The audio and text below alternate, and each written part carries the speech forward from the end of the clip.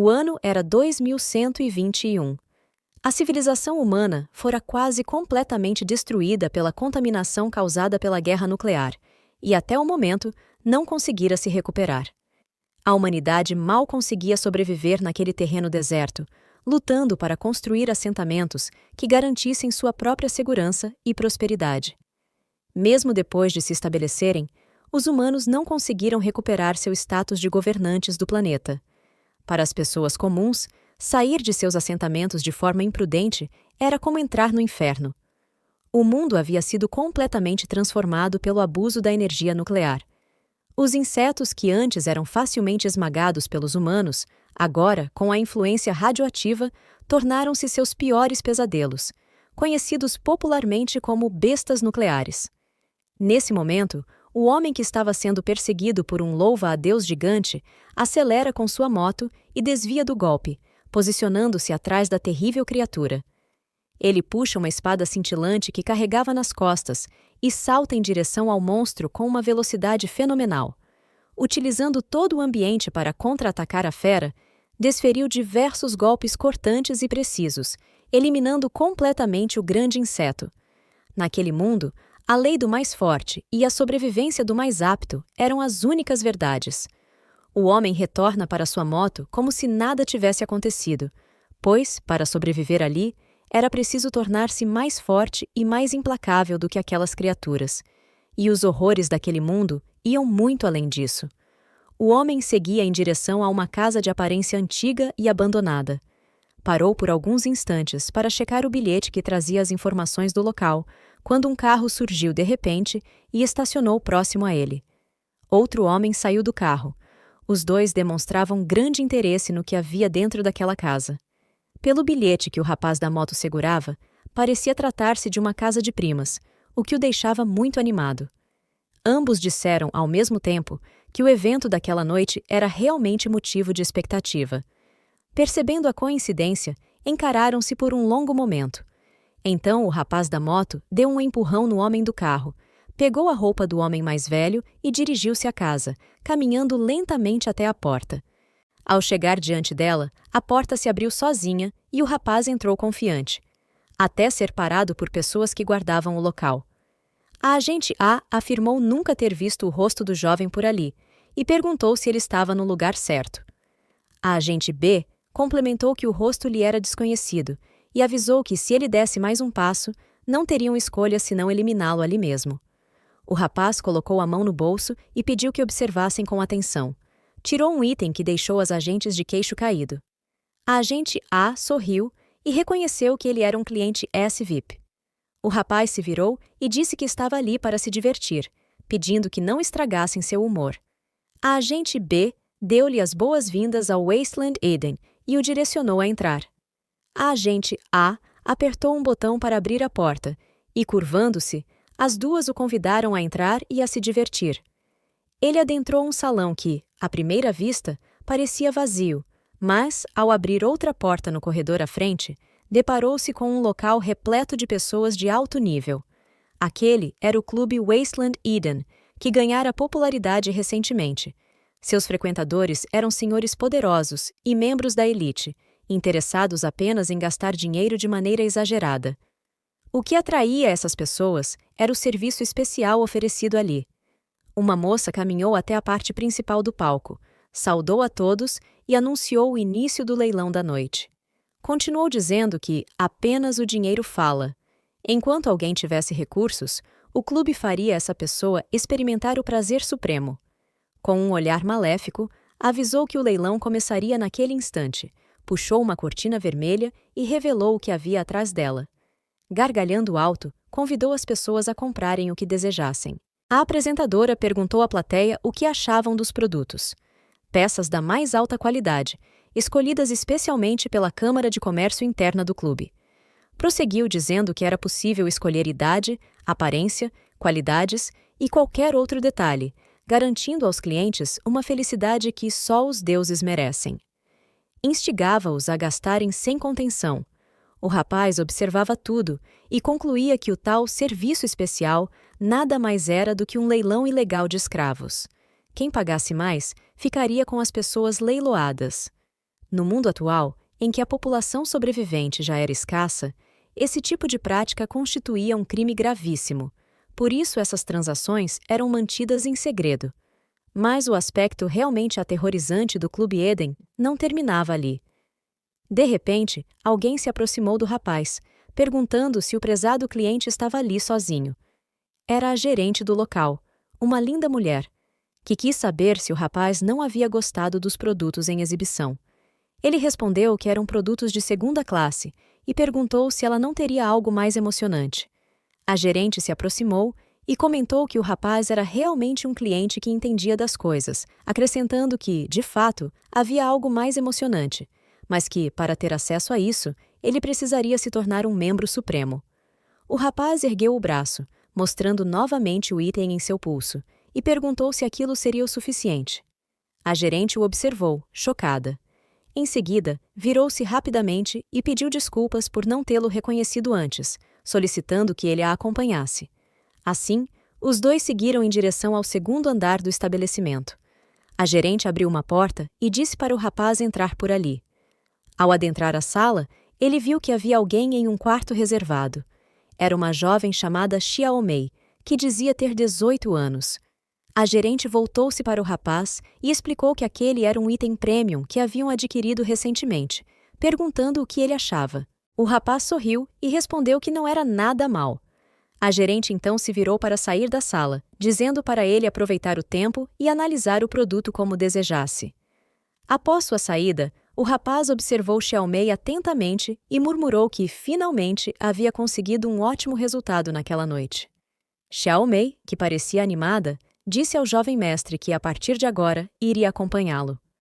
O rapaz se aproximou de Xiaomei e perguntou o que ela quis dizer com aquilo. Xiaomei o abraçou e disse que o mestre era muito malvado, pedindo para ele não fingir, pois já sabia o porquê ele estava ali. O rapaz respondeu que, é claro, e afirmou que, se fosse esse o caso, entendia bem o que ela queria dizer, acrescentando que aquilo parecia bem normal para ele. Xiaomei sorriu e disse que entendeu, pois parecia que o mestre não gostava de dar o primeiro passo.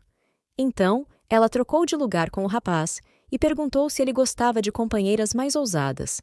Em seguida, disse que a gatinha iria se comportar bem, pois, se não se comportasse, o mestre poderia puni-la. O rapaz perguntou a Xiaomei se ela gostava disso, e ela respondeu que a gatinha simplesmente gostava muito do chicote do mestre. De repente, o rapaz empurrou Xiaomei, tirou um item de sua manga e disse para ela se preparar para segurar o chicote do mestre corretamente. Assim, o rapaz aproveitou o momento para dar uma lição em Xiaomei, que ficou confusa, perguntando por que o mestre havia agido daquela forma tão repentina. Ela continuou dizendo que, se ele a machucasse, ela não poderia atendê-lo corretamente. O rapaz respondeu que havia sido apenas um movimento diferente e questionou por que Xiaomei não queria mais continuar, pois ele ouvira dizer que a espécie dela tinha o corpo bastante rígido. Ele afirmou duvidar que ela fosse eliminada com apenas um movimento daqueles e finalizou chamando-a de Senhorita Fera. Xiaomei o encarou com um olhar sinistro e perguntou como ele sabia que ela era uma fera, questionando se ele seria um catador. Nesse momento, o rapaz revelou sua verdadeira identidade. Mostrou o item que segurava e perguntou qual seria o problema de um catador gastar seu dinheiro ali, já que agora era um membro de alto nível. O rapaz continuou dizendo que o disfarce de Xiaomei era muito bom, mas que animais não podiam se transformar completamente em humanos. Mesmo que a aparência fosse próxima, tanto o cheiro quanto a temperatura corporal revelavam a verdadeira identidade. Xiaomei tentou disfarçar novamente e disse que, como o jovem mestre era um cliente como qualquer outro, queria tratá-lo muito bem. Então, Xiaomei o abraçou e pediu para que ele não a machucasse, dizendo que apenas queria agradá-lo. No entanto, ela estava pronta para atacá-lo furtivamente, mas o jovem rapaz não perdeu tempo e lançou Xiaomei para longe. Ela usou suas garras para se segurar no chão, revelando sua verdadeira forma, que se assemelhava a um louva-a-Deus orquídea. Irritada, Xiaomei perguntou quem era aquele homem e por que o chicote dele podia quebrar seu disfarce. Ela pensou que ele parecia jovem e talvez fosse, no máximo, um catador novato, mas se perguntou como ele possuía uma arma tão estranha. O rapaz respondeu ser apenas um catador comum que havia aceitado uma missão, e que agora precisava eliminar todas as presentes ali. Disse então para Xiao Mei se apressar e chamar suas companheiras, assim pouparia o tempo dele. Nesse momento, Xiao Mei soltou uma vocalização estridente. Ela pensava que não conseguia entender aquele catador e sabia que sozinha não teria chances contra ele, mas com todas juntas, a história seria diferente. De repente, alguém abriu a porta com um chute. Eram as 4 mulheres responsáveis pelo andamento do clube. A mulher que conduzia as mercadorias disse que achou que Xiao Mei tinha encontrado alguém difícil, mas viu que era apenas um pirralho. A gerente perguntou qual era o problema ali, e se aquele garoto era tão forte que Xiao Mei não conseguia lidar com ele. Por fim, perguntou se Xiao Mei queria que suas irmãs ajudassem.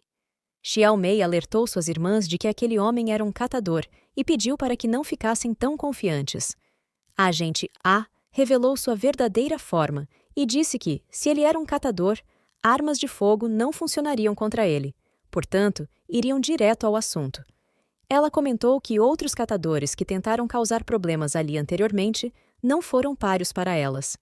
A agente B afirmou que aquele pirralho estava sozinho, parecia inexperiente e nem valia a pena dividir entre elas.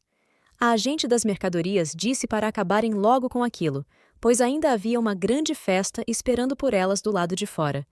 A gerente concordou, dizendo que, se unissem, nem mesmo um catador de alto nível teria chances contra elas.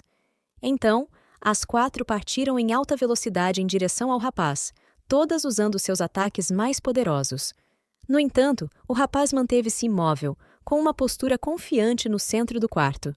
Ele apenas disse que, se elas viessem todas ao mesmo tempo, estariam fazendo um favor a ele. Nesse momento, o rapaz pega um pergaminho dourado e o ativa rapidamente, colocando-o sobre seu chicote mágico.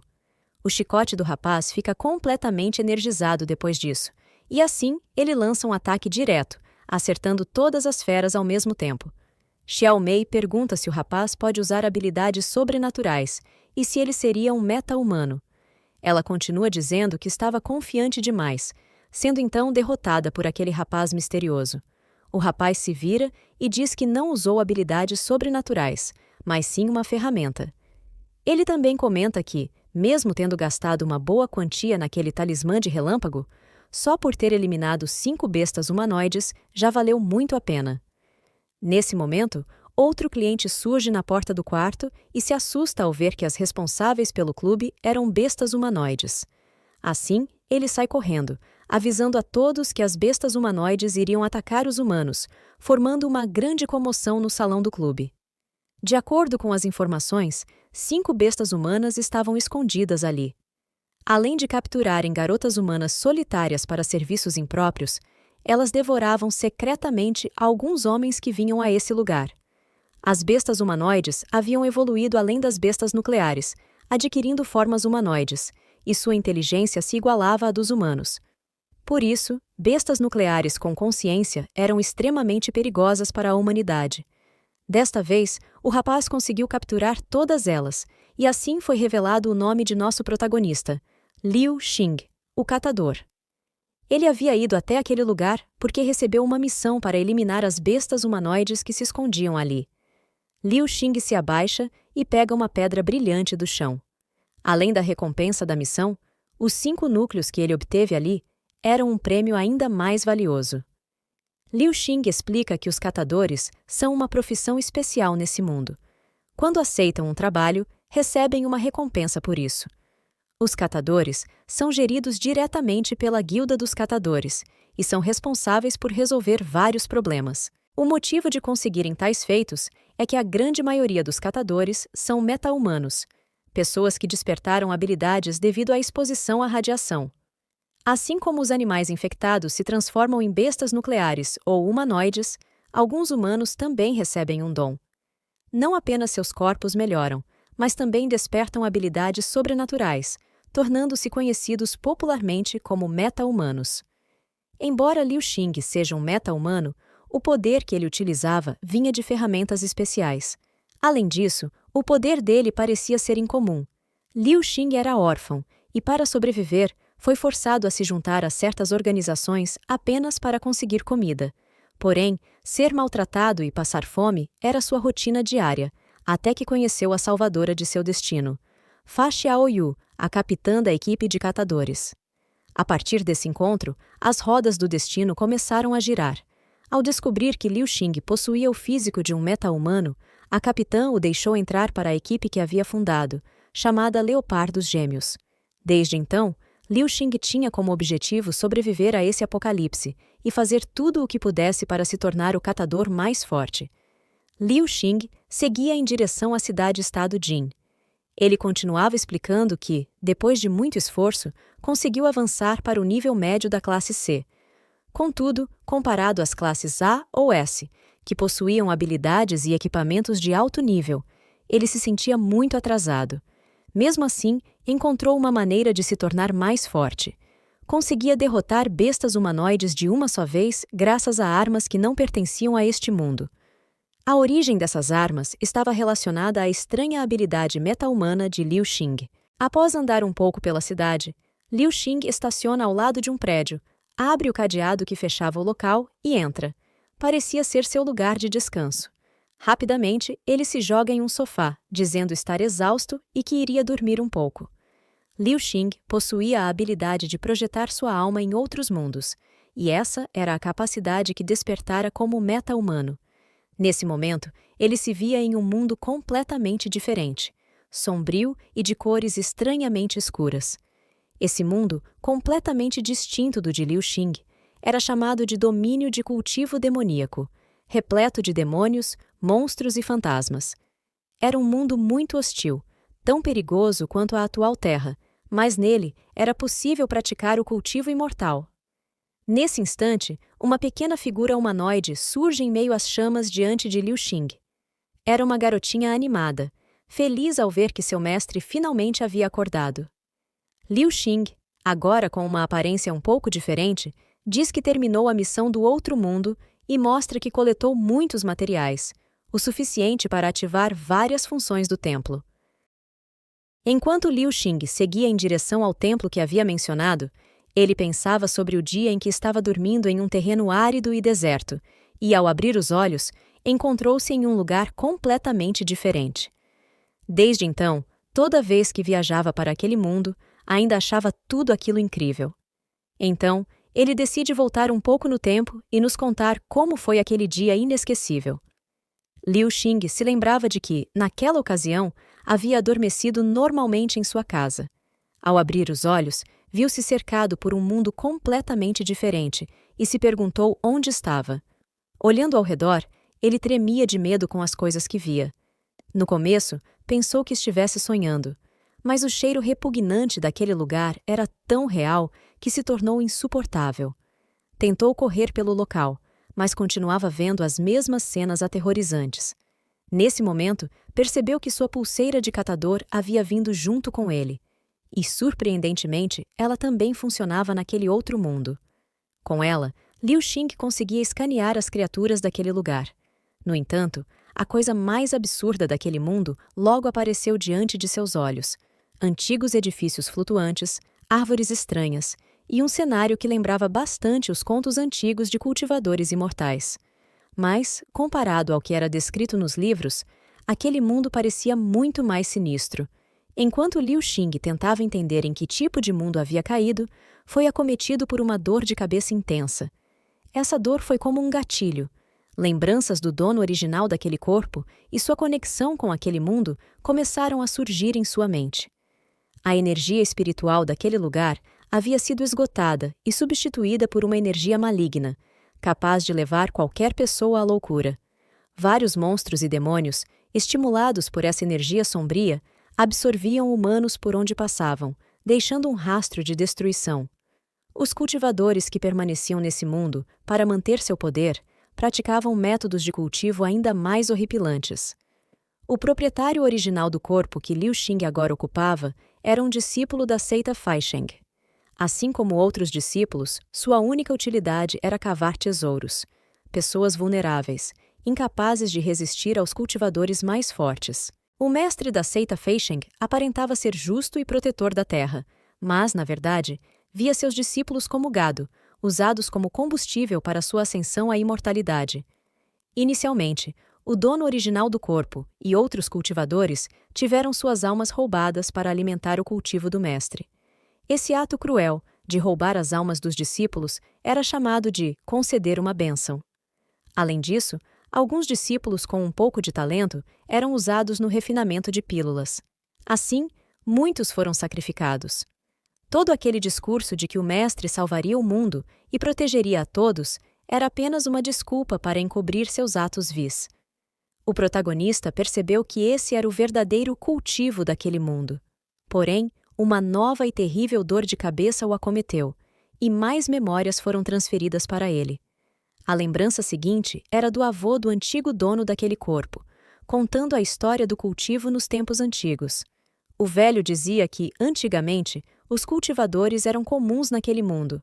Ao olhar ao redor, viam-se especialistas poderosos, que ninguém seria capaz de derrotar. O cultivo era tão glorioso que até mesmo os demônios se renderam e se aliaram ao caminho correto. Diversos deuses demoníacos se uniram voluntariamente à seita suprema Tiandi, treinando por anos. Mas o velho contava que esses tempos de glória não duraram muito. A energia espiritual se esgotou e a energia maligna transbordou, fazendo o céu rachar e a terra se abrir. Uma terrível catástrofe aconteceu. Os cultivadores foram derrotados um após o outro, devido à inversão dos canais de energia. Alguns especialistas foram forçados a entrar em hibernação para sobreviver, e o mestre da seita não teve escolha a não ser usar uma técnica secreta proibida que protegeu o núcleo da seita da destruição causada pela calamidade celestial. Após anos enterrado, ele precisava de um destinado para reaparecer e reativar a raiz espiritual da seita, salvando seus discípulos. No entanto, com a expansão da energia maligna, a seita não pôde mais ser revivida. Livros sagrados e técnicas antigas foram quase extintos, e assim surgiram diversos cultivadores nunca antes vistos. Um bando de cultivadores demoníacos que usavam energia maligna. Esses cultivadores, que antes seguiam o caminho justo, acabaram retornando ao caminho do mal. O velho dizia que sua família descendia da seita Tiandi, e que, se o antigo dono algum dia despertasse o poder da seita, deveria fazer suas técnicas brilharem novamente e impedir que os cultivadores demoníacos continuassem a corromper o mundo. O protagonista se lembra de que o dono original tinha todo o conhecimento de seus ancestrais, mas nunca encontrou a entrada da seita e acabou sendo capturado por demônios. Foi então que Liu Xing tomou posse de seu corpo. O velho avô havia deixado um item e indicado a localização das ruínas da seita Tiandi. Com a pulseira de jade, o jovem conseguiria abrir a entrada da seita. Liu Xing percorreu todas as áreas indicadas pelas informações que possuía até encontrar um poço sinistro. Com alguma dificuldade, conseguiu descer. Enquanto passava, os espíritos malignos dos antigos discípulos da seita despertaram e tentaram impedi-lo de prosseguir. Mesmo assim, com muito esforço, Liu Xing avançou. Ao chegar a uma zona mais ampla do túnel, diversas mãos surgiram da escuridão. Liu Xing ficou aterrorizado ao ver aquilo. Uma criatura estranha, envolta por inúmeros pergaminhos e usando uma coroa, apareceu diante dele. Liu Xing tentava pensar no que fazer para se proteger, e então, num movimento repentino, ergueu a mão com a pulseira de jade. Assim, desencadeou o poder contido nela. A criatura começou a ser consumida pela energia da pulseira, transformando-se completamente até restarem apenas 7 cabeças flamejantes flutuando no ar. De repente, elas formaram um círculo, girando freneticamente no céu, e um grande portal surgiu diante dele. O protagonista percebeu que aquela criatura era, na verdade, o guardião do portão da antiga seita. Assim, ele decidiu seguir em frente, usando o bracelete como chave. E assim, Liu Xing se lançou no portal e o atravessou lentamente. Nesse momento, aquela criatura anterior se desfez e começou a se transformar. Em posição de lótus, diversas mãos começaram a se formar, e aquele pequeno soldado tornou-se uma imensa estátua, formando um portão que passou a proteger a entrada pela qual o protagonista atravessara. Enquanto isso, do outro lado do portal, Liu Xing se deparou com uma imensa construção antiga. Ele pensou que, mesmo tendo lido em alguns livros sobre algo semelhante, Ver aquelas coisas diante de seus próprios olhos o deixava profundamente impressionado. Nesse instante, o bracelete começou a vibrar intensamente em seu pulso, e uma luz forte emanou dele, formando algo no céu. Uma silhueta humanoide começou a surgir. Aquela pequena figura ergueu a mão em direção a Liu Xing, e um poder extraordinário envolveu o corpo do jovem. A pequena figura aproximou-se e disse estar feliz por ver que o patriarca havia retornado e que o clã Tian ainda estava vivo. Em seguida, apresentou-se como Xiao Xian. Liu Xing ficou confuso com aquela aparição repentina e perguntou o que seria aquela figura. Então, perguntou também por que Xiao Xian o chamava de patriarca. Xiao Xian respondeu que o jovem patriarca provavelmente não sabia o que havia acontecido há alguns anos e começou a explicar. Disse que aquele local era o núcleo do templo da seita Tianji, selado desde a era do cultivo imortal, e que ela, Xiao Xian, era o espírito da grande formação protetora do clã. Um fragmento de sua alma havia sido selado no bracelete de jade prateado, enquanto sua alma principal fora selada junto com os discípulos do Vale do Refinamento Imortal. Com a chegada de Liu Xing, o fragmento de alma fora liberado. Na era de ouro do cultivo imortal, o patriarca da seita Tianji criou um método de cultivo duplo entre humanos e demônios, permitindo que os demônios benevolentes seguissem o caminho justo, assim como os imortais. Xiao Xian contou também que, ao final daquela era, a energia demoníaca espalhou-se por toda parte, fazendo com que diversos cultivadores e bestas demoníacas sucumbissem e perdessem o controle ao entrarem em contato com tal energia. A sobrevivência dos mortais estava por um fio, e até mesmo cultivadores comuns perderam a capacidade de resistir. Naquele momento crítico, tudo dependia do patriarca. Segundo as informações de Xiao Xian, o patriarca possuía apenas 2 técnicas capazes de alterar aquela situação. Um gigantesco bodhisattva, com diversas mãos, formava-se atrás dele, permitindo-lhe desferir ataques poderosos e consecutivos para conter o caos. A primeira técnica utilizada foi a luz do caminho justo, que aniquilou a maior parte dos demônios. A segunda foi uma técnica terrível que combatia o mal com o próprio mal, eliminando os resquícios demoníacos. O patriarca ordenou que os 5 grandes demônios obedecessem às suas ordens e arrastassem todos os demais de volta ao inferno. Com apenas 2 técnicas, o patriarca praticamente eliminou toda a primeira onda de demônios invasores. Contudo, por mais poderoso que fosse, não conseguiu resistir ao número avassalador de inimigos. Cultivadores e bestas corrompidos pela energia maligna vinham em ondas incessantes, tornando impossível derrotá-los todos. Sem outra opção, o patriarca decidiu selar sua última esperança, o Vale do Refinamento Imortal. Ele utilizou toda a sua energia vital para ativar a formação de selamento da seita, fazendo com que o templo fosse ocultado no subsolo, preservando as almas dos discípulos adormecidas em seu interior. Embora tenha sido uma decisão forçada, o patriarca acreditava ter deixado uma pequena chance de sobrevivência para o seu amado clã. O ancestral do corpo original encontrava-se em uma missão enquanto tudo isso ocorria. Ao retornar à seita, tudo o que recebeu foi o decreto de perdão emitido pelo patriarca. Esse ancestral, que herdou o bracelete de jade, era descendente direto do patriarca. Voltando ao presente, Liu Xing compreendia que, por ter despertado Xiao Xian, naturalmente tornara-se o novo patriarca do clã. Seu próximo objetivo era reunir energia espiritual suficiente para reviver o clã, de modo que o Vale do Refinamento Imortal pudesse funcionar corretamente. Assim, ele poderia iniciar o caminho do cultivo duplo entre imortais e demônios, aumentando seu poder. Contudo, reunir energia espiritual naquele lugar era praticamente impossível. A reação da pulseira coletora de energia levou Liu Xing a uma ideia inusitada. Ele pensou que, já que encontrar as ruínas da seita graças à pulseira de jade, capaz de detectar energia nuclear, poderia talvez coletar essa energia do mundo pós-apocalíptico e trazê-la para aquele local.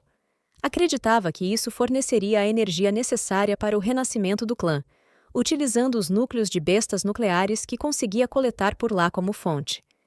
Enquanto refletia sobre uma forma de realizar tal feito, Xiao Xian interrompeu seus pensamentos, perguntando se ele estava bem. Liu Xing respondeu que não era nada, apenas cansaço, pois fazia muito tempo que não dormia. Pediu então que Xiao Xian encontrasse um lugar onde pudesse descansar um pouco. Ela respondeu que conhecia um local adequado e pediu para que ele a seguisse.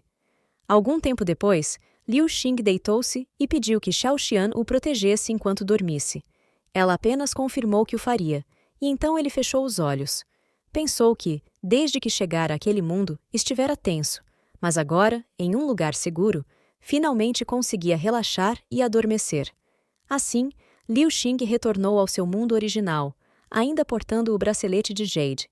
Ele entendeu que podia viajar entre os dois mundos durante o sono, e que os objetos que segurava nas mãos podiam acompanhá-lo na travessia.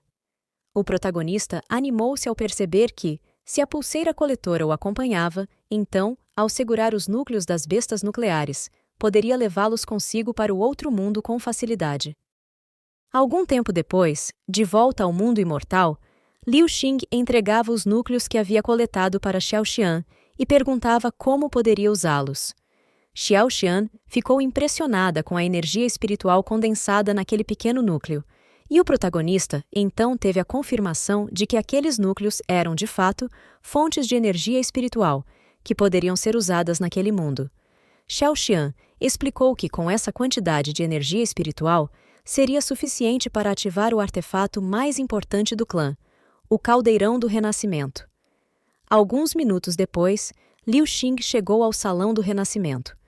Xiao Xian estava invocando o caldeirão usando a energia espiritual que o protagonista trouxe com os núcleos. Enquanto o enorme caldeirão surgia no meio do salão, Xiao Xian explicou que, embora ele tenha sido selado por 1000 anos, precisava apenas de energia espiritual para ser reativado. Naquela época, o patriarca havia selado as almas dos discípulos nas velas eternas do Salão do Renascimento. Assim, depois que o caldeirão forjasse novos corpos para os discípulos, suas almas poderiam entrar neles e ser revividas. Xiao Xian continuou dizendo que os discípulos possuíam habilidades excepcionais e que, com a ajuda deles, reviver o clã sob a liderança do jovem mestre seria apenas uma questão de tempo. Animado com a ideia, o protagonista pediu para que Xiao Xian ativasse o caldeirão imediatamente. Xiao Xian respondeu que faria isso na hora e que a energia presente já era suficiente para gerar um corpo físico. Ela então jogou os núcleos dentro do caldeirão e explicou que dependeria do destino do jovem mestre decidir qual discípulo seria revivido. O protagonista percebeu que era como abrir uma caixa misteriosa e pensou que, se fosse dessa forma, poderia trazer muito mais núcleos para criar dezenas de corpos físicos de uma vez.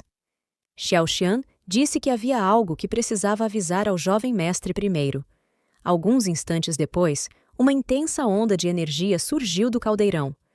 Xiao Xian gritou, avisando que o corpo físico do discípulo estava quase completo. Aquela energia intensa se dirigiu a Liu Xing, e Xiao Xian pediu para que ele tivesse cuidado. Liu Xing percebeu que um grande pássaro de fogo havia se aproximado rapidamente, e então, com o braço que segurava o bracelete de Jade, agarrou o pássaro flamejante. Nesse momento, o pássaro começou a tomar outra forma. Do fogo intenso, surgiram longos cabelos negros e um corpo com aparência humana envolto em faixas com escrituras antigas. Foi então revelado que uma mulher havia surgido daquele pássaro. Irritada, ela perguntou quem era o protagonista e como ele não tinha medo do verdadeiro fogo que a envolvia. Ao perceber que ele possuía o bracelete de Jade, Xiao Xian interveio e perguntou o que a mulher esperava para saudar o jovem mestre. Liu Xing, confiante, deu as boas-vindas à garota, mas ela se afastou desconfiada, pensando que isso não era possível, já que o mestre anterior havia usado toda sua energia vital e sua alma se despedaçado. Ela se perguntou como aquele garoto conseguiu usar a pulseira de Jade e ativar o caldeirão do renascimento. Decidiu então investigar mais e não ser descuidada, considerando a possibilidade de ele ser a reencarnação de seu mestre. A mulher perguntou por que havia sido despertada, e Liu Xing respondeu que a despertou para ajudar a reviver a seita e restaurar sua antiga glória. A mulher sorriu e disse que, se fosse por algo tão entediante, não tinha interesse em participar. Xiao Xian, irritada com a postura arrogante da mulher, agarrou sua cabeça e perguntou como ela ousava desrespeitar o jovem mestre. Revoltada, a mulher mandou tudo para o inferno e disse que era estranho voltar à vida. Após sobreviver à era do cultivo, não deixaria ninguém controlá-la. Ela saltou em direção a Liu Xing, afirmando que decidiria seu próprio destino. Nesse momento, correntes surgiram do bracelete de jade e capturaram a mulher. Xiao Xian explicou que se tratava do feitiço de dominação de almas Yin-Yang do antigo líder e perguntou quando o jovem mestre havia aprendido aquilo. Liu Xing sorriu e respondeu que apenas já sabia. Ele percebeu que, ao entrar no Salão do Renascimento, a pulseira de jade começou a vibrar com a ressonância e pôde ver inúmeras almas seladas, todas conectadas à pulseira por correntes de ferro. Xiao Xian explicou que as almas seladas pertenciam a uma técnica secreta de cultivo demoníaco e que apenas as almas de monstros, demônios ou espíritos podiam ser seladas. Por isso, os discípulos selados na época eram todos demônios ou monstros, e alguns eram até senhores demoníacos que governavam regiões. Naquele tempo, a única pessoa que eles temiam era o patriarca, então o jovem mestre deveria ser cauteloso. Liu Xing, refletindo sobre essas informações, concluiu que o que os líderes temiam era a pulseira de jade, pois ela podia prender e ressoar com as almas deles. No momento em que o pássaro surgiu do caldeirão, Liu Xing viu uma das almas acorrentadas sair de uma das velas eternas e ser transferida para o corpo físico, entendendo o significado das correntes e como usá-las. Ele disse a Xiao Xian que apenas levantou a pulseira de jade e acidentalmente ativou aquele feitiço amaldiçoado. Xiao Xian ficou impressionada com suas habilidades e pediu que a mulher se apressasse e dissesse seu nome ao jovem mestre. A mulher, agora rendida, disse que seu nome era Huoya e que era um espírito de fogo criado com o verdadeiro fogo Samadhi para forjar artefatos. Huoya explicou que, após 100 anos de cultivo, adquiriu forma humana e foi aceita como discípula pelo líder anterior por acaso. Xiao Xian debochou dela, dizendo que Huoya era apenas um espírito cultivado e ainda se achava toda poderosa. O protagonista alertou que, se Huoya fosse desperdiçar aquele corpo físico, seria melhor selá-lo novamente e recuperar os núcleos. Huoya negou a proposta e disse que costumava ser um espírito imortal de alta qualidade usado para alquimia, construção de talismãs e forja de artefatos, conhecido como artefato imortal de ferro. Com uma expressão mais chorosa, ela disse que o chicote da verdade, os talismãs do relâmpago e a grande espada da supressão celestial foram selados com ela, e implorou ao jovem líder que os aceitasse. Xiao Xian perguntou se aquilo era tudo o que Huoya tinha a oferecer, pois não era suficiente. O protagonista suspirou, refletindo que isso mostrava que eles não eram destinados a ficar juntos, e que era hora de dizer adeus. Huoya pediu ao líder que não ficasse zangado, e disse que, com energia espiritual suficiente, poderia forjar pílulas, talismãs e mais artefatos, e que os outros discípulos também poderiam usá-los. Xiao Xian perguntou se isso era verdade, e Huoya garantiu que sim, afirmando que criaria um artefato para o mestre. Liu Xing então decidiu dar uma chance a Huoya. Algum tempo depois, o protagonista voltou, abriu as portas do Salão do Renascimento e entregou um saco cheio de núcleos para Huoya, perguntando se aquela energia espiritual seria suficiente. Continuamos no próximo episódio. Para mais vídeos como este, inscreva-se no canal e ative as notificações. Contamos com o seu apoio. Até a próxima!